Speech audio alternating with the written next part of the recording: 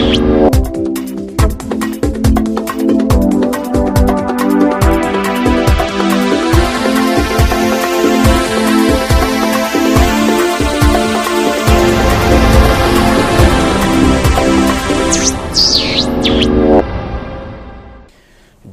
advanced level and baccalaureate examinations are underway across the country. Thousands and thousands of students are challenging these examinations for a ticket into universities across the globe. These are 6 million people across the globe die each year of tobacco and tobacco-related diseases. We shall talk on the effects of these with our guest on Safe Breach of Health Foundation, that is in Washington, D.C., in the U.S. of A.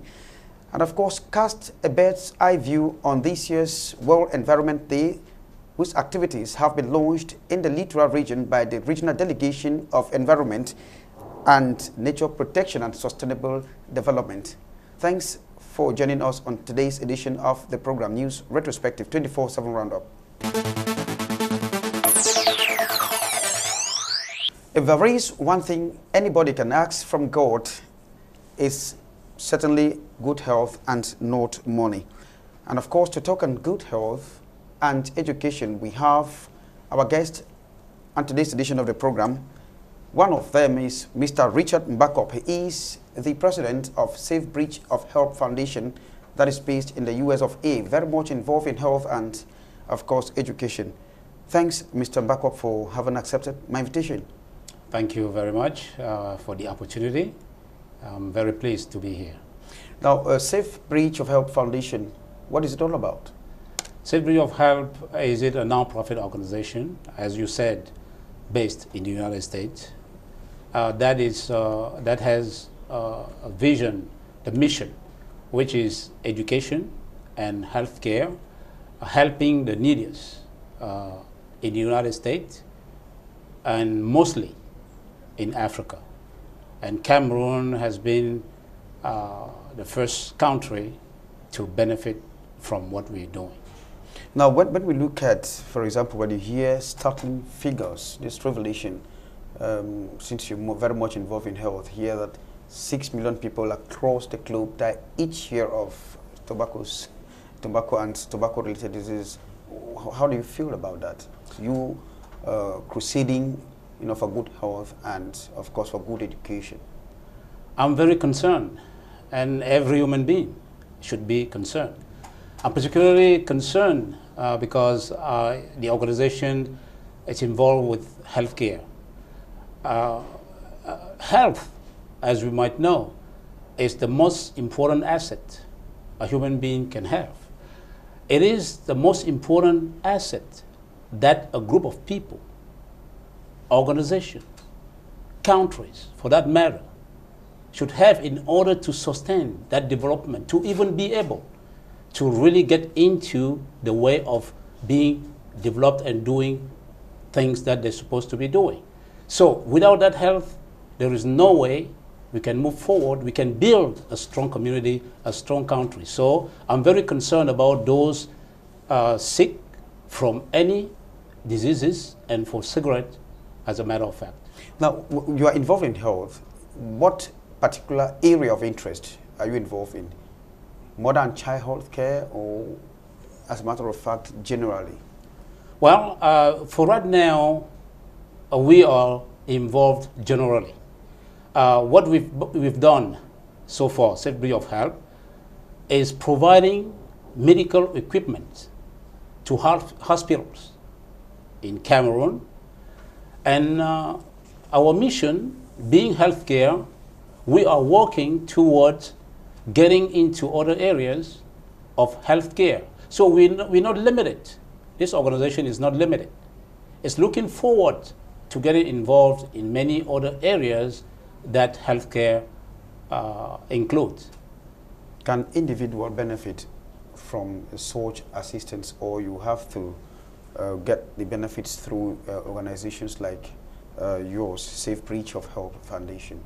Well, an individual so far has not benefit particularly, like one-on-one. Direct benefit, yes, one-on-one. Yeah, one-on-one. No, we're working to impact so far a community of desperate people, people that are in a need. So we're not just targeting one person. That can happen if that person has a special case that needs that attention, that assistance. How can we do that? It's by looking for some institutions in the United States that can take that person in charge. So this is possible, but so far we've focused on helping a group, a community, not a person.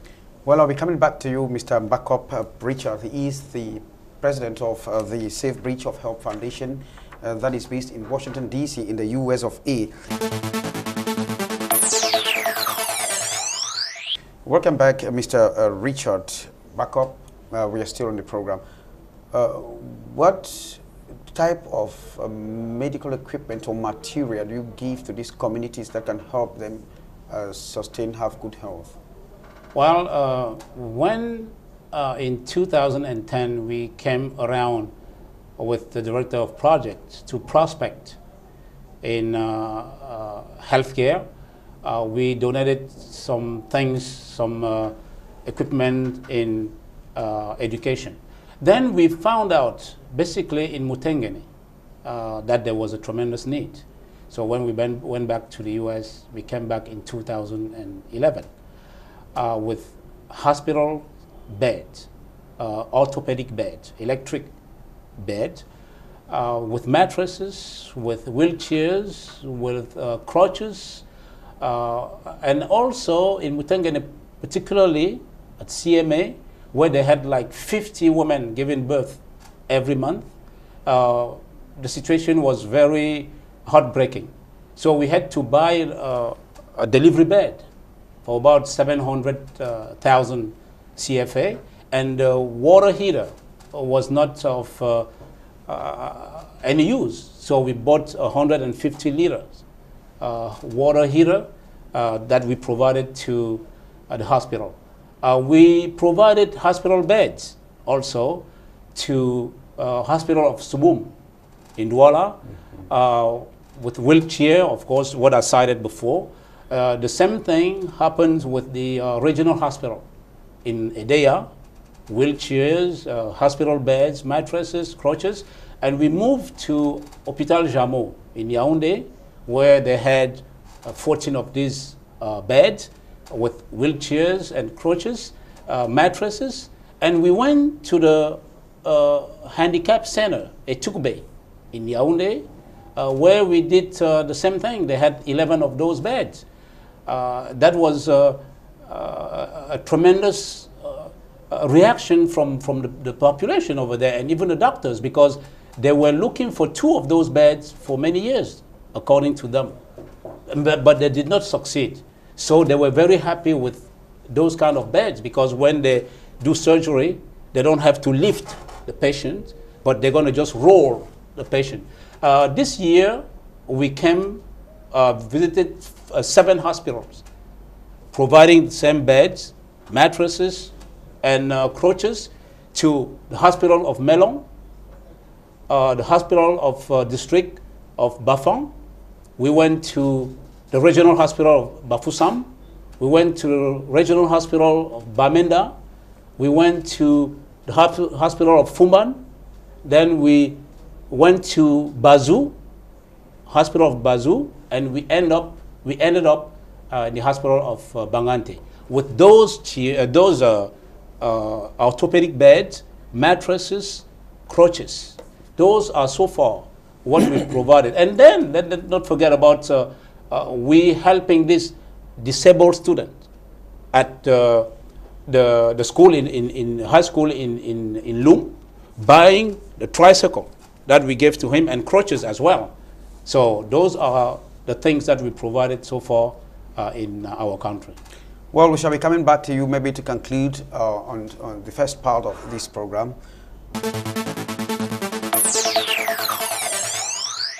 Mr. Backup Richard is the president of the Safe Breach of Help organization or foundation It's a non-profit making organization that is based in the US of A, and of course he's my guest, one of our guests on today's edition of the program. Do you only focus on these hospitals, big hospitals, or you go to other smaller villages? Why don't you go to villages, if I should put it this way, rather than staying with these big names that we already know that it is easier for them to acquire some of these materials? You remain in these big hospitals. And maybe what criteria do you use to select these hospitals where you have to give some of this assistance? Because I think the small hospitals are very, very much needed. This is a great question. And when some people saw our videos on YouTube, some of them reacted, and one of the questions we received was that one: why don't you help these villages? Yes, we are thinking about villages. It is a process. First of all, the infrastructure to get to those villages, that's one thing. Second of all, you look at the structure itself.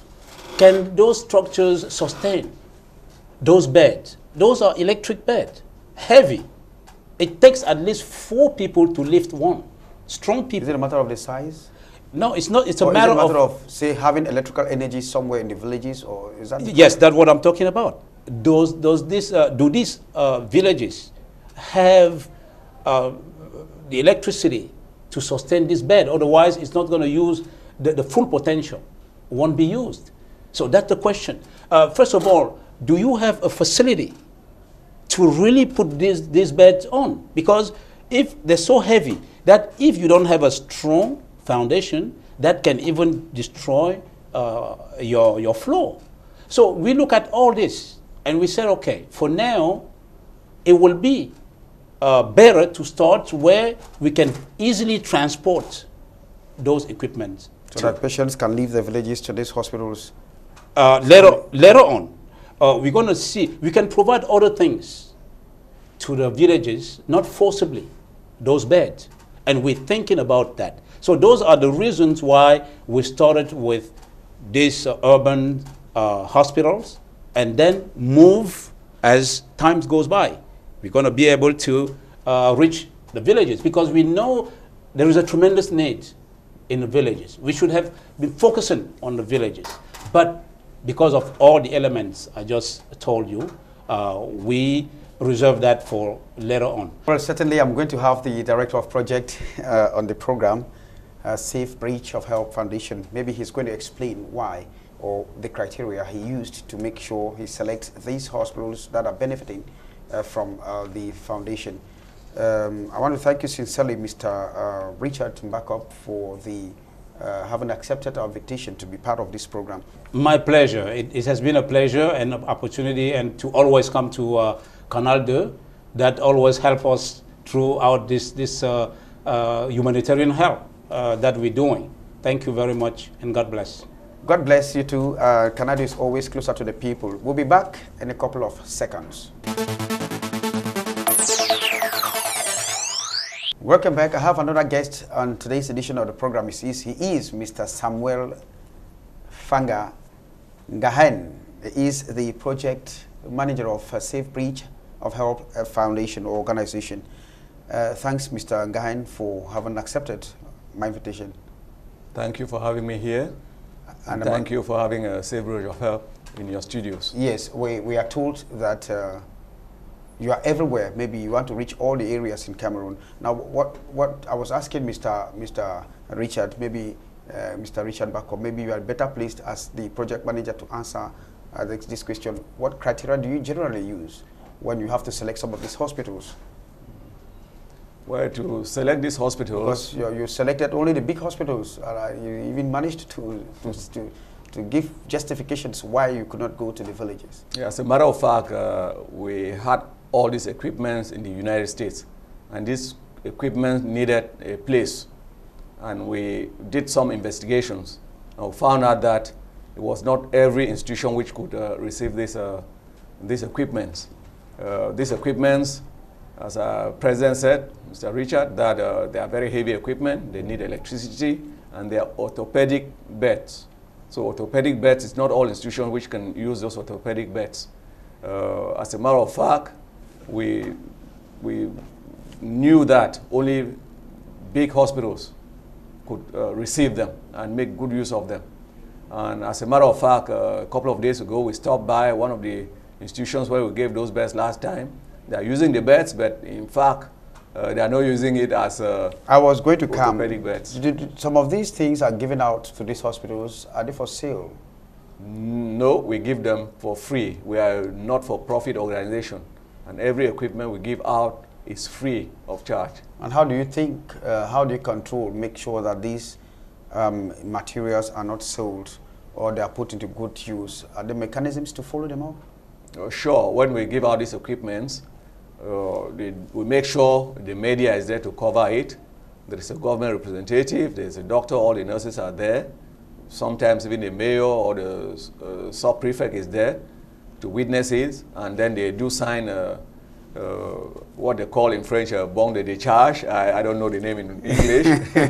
They sign that, and when we come next time, we do a follow-up by visiting the institution. That's just what we did a couple of days ago by going to Mutengene and visiting the institution, and we found out that the equipments were still there. Unfortunately, there was one which was broken, but it wasn't stolen. So we took note of that. So during the next couple of days, we will still be traveling to some of those institutions to find out that they are still in place. Are these equipment modern? Are they ultra-modern equipment, or they are a means of just dumping waste into Cameroon? Yeah, well, it's not being dumped into Cameroon. As a matter of fact, these equipments are still being used in the United States. So those who have not seen it on YouTube, they can go to our site, which is safebreedofhelp.org, and they'll see this equipment for themselves. They have really modern equipment. If some institutions in the US are still using them, then it's very modern. And as a matter of fact, some of the doctors here told us that those are wonderful equipment, very good equipment, and that, in fact, we'll die and leave them here. I hear that in a certain hospital in Chang, these equipment or the donations were refused. Why? That is quite true, and it's surprising to us. We don't know why. We took all the pains to ship this equipment from the United States, went through all the logistics, went through all the pains of paying for all this equipment, paying for the duties, even paying for the transportation right to the doors of the recipients. And in fact, it was surprising that Chang did refuse the equipment, and that cost us more money. The transport spent all day there. Consequently, they had to charge us for that. They had to carry this equipment back to Bafoussam, dump them there at the hospital. So we had to look for a new home for those equipment. So those were additional expenses for us. We had to spend one additional night in Bangante. Not budgeted, indeed. Not budgeted at all because of that refusal. So in fact, did they give any advance? Did they advance any reason for that refusal? No reason. That's something that probably CANAL2 will have to follow up and ask them, because there, what we understood was that the mayor refused to accept it. The doctor refused to accept it. He even told the people to get out of the institution. So that's what happened. In fact, we don't know, but you guys are of the media, so if you follow up, that will be... Maybe we will follow that up, and maybe subsequently they will have to accept the equipment when they know they are important. I equally hear that Safe Breach of Help Foundation is involved in education. What areas are you involved in? Do you construct schools? Do you give benches out? Do you give books? What equipment do you give? What sectors? Or how do you help? It's true that we have so far helped some institutions who are involved in education, but since this laboratory equipment, do you equip laboratories? No, so far what we have done is 2 years ago we were here in Cameroon. We went to the Lycée de Loum, where we donated a multimedia equipment that was 30 computers with flat screen monitors. We went to Lycée of Barre Bakem. We also gave them a multi-medium center comprising of 30 computers. And those were computers of Pentium 4, HP equipment, flat screen monitors. And they were very pleased. So far, that's what we have done. And as our president said earlier, during our subsequent visit, the director of Lycée de Loum, by the name of Marie-Louise, she pleaded with us that there was one student who was a handicapped student in the lycée who needed help with a tricycle. So when we came later time, we had to buy a tricycle for the guy, and we bought him some crutches, modern crutches, and he was very pleased. Welcome back, Mr. Samuel Gain. Before we leave our studio, let me find out the way forward for Safe Breach of Help Foundation. What areas will you be targeting? It's like you've never gone up the north region of Cameroon where there's a lot of health problems too. As a matter of fact, as our president said, we have been here, we have targeted so far. Last year we targeted 5 institutions, and this year 7. And if we read the names, you'll find out that we've gone to the southwest, we've gone to littoral, we've gone to the west, we've gone to northwest, and we're thinking this time around, you go to the north, Adamawa and far north regions. Why not the south and east region particularly? No, we have all that in mind, and then there's a question of logistics. So we are still a small organization.